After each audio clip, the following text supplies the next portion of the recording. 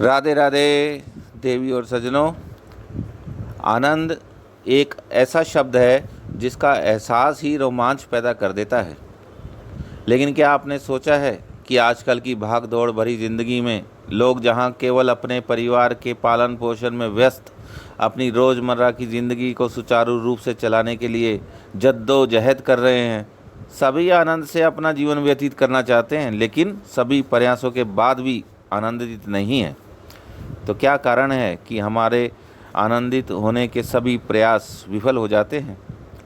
हम इसके समाधान की चर्चा दो रूपों में करना चाहते हैं।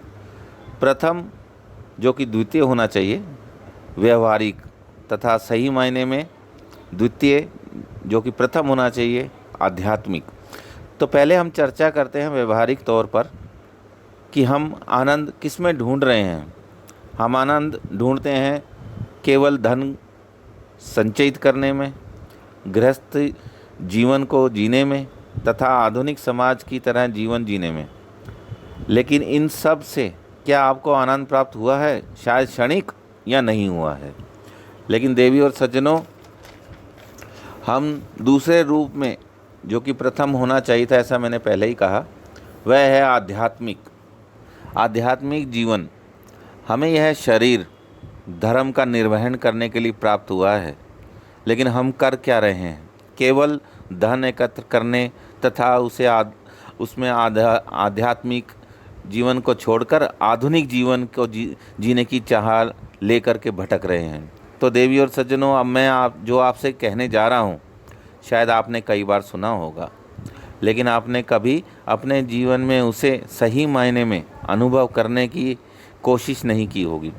यदि आप गृहस्थ आश्रम में प्रवेश कर चुके हैं तो आप उसका निर्वहन करते हुए इस आनंद को प्राप्त कर सकते हैं। हमारे सभी दुखों का कारण हमारा अज्ञान तथा प्रमाद है। प्रमाद यानी आलस्य। यदि आप गृहस्थ आश्रम का निर्वहन करते हुए केवल ईश्वर भक्ति तथा अपने इष्ट से जुड़कर अपने स्वरूप को पहचाने तथा अपने इष्ट के निकट पहुंचने का प्रयत्न करें, तो आप ऐसा आनंद प्राप्त करेंगे जो कि निश्चित तथा स्थायी होगा, न कि आधुनिक जीवन की भाग दौड़ में व्यस्त एक थके हारे व्यक्ति के जीवन की तरह। तो देवी और सज्जनों, यह मेरा मत नहीं है, यह सभी वेद और पुराणों में वर्णित हैं। और यदि आप वेद और पुराणों की माने तो हमारा यह जीवन आनंदित हो सकता है। लेकिन उसके लिए आपको ज्ञान प्राप्ति की ओर प्रयास करना होगा, जो कि प्रमाद रहित जीवन शैली अपनानी होगी। अपने स्वरूप को पहचानना होगा तथा अपने इष्ट के निकट पहुंचना होगा। सिर्फ और सिर्फ यही एक मार्ग है आपके उत्थान के लिए, आपके परिवार के उत्थान के लिए, आपके जीवन में आनंद भरने के लिए। तो देवी और सज्जनों, आशा करता हूँ कि इस चर्चा के मर्म को आप समझ गए होंगे तथा स्थायी आनंद की ओर अपना कदम बढ़ाने के लिए संकल्प करेंगे। मैं आपसे निवेदन करूँगा कि आध्यात्मिक जीवन कैसे जिया जाए, इसमें आपकी मदद करना चाहता हूँ। तथा इस आध्यात्मिक जीवन में ऐसा नहीं है कि मैं आपको धन कमाने के लिए मना कर रहा हूँ। मैं चाहता हूँ कि आप अपने जीवन में खुली आँखों से सपने देखें तथा उन्हें सफल बनाने के लिए उचित प्रयत्न करें, जो कि आध्यात्मिक रूप से हो सकता है। तो आप अंत में मैं आपको भगवत गीता का 18वें अध्याय का अंतिम श्लोक सुनाना चाहता हूँ, जिससे यह साबित हो जाएगा कि जो मैं कह रहा हूँ, जो मैं आपको समझाना चाहता हूँ, उसका अर्थ क्या है। तो ये 18वें अध्याय का 18वां श्लोक इस प्रकार है।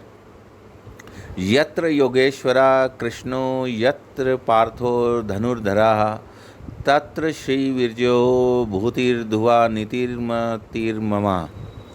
इसका भाव ये है, इसका अर्थ ये है कि हे राजन, जहाँ योगेश्वर भगवान श्री कृष्ण हैं और जहाँ गांडीव धनुषधारी अर्जुन हैं, वहीं पर श्री, विजय, विभूति और अचल नीति है, ऐसा मेरा मत है।